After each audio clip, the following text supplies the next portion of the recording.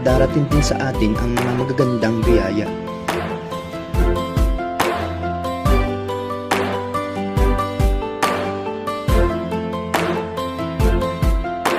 Magtiwala ka sa sarili mo.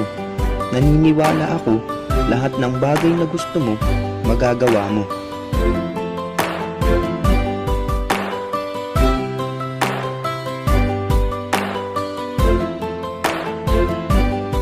Lagi mong tatandaan na ang pangit na kalagayan mo ngayon ay hindi panghabang buhay.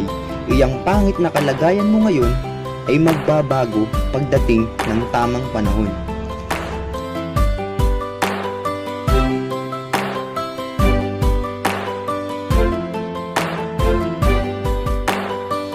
Ang mundo ay puno ng mabubuting tao. Kung hindi ka man makahanap ng ganun, mas mainam na maging isa ka sa mga iyon.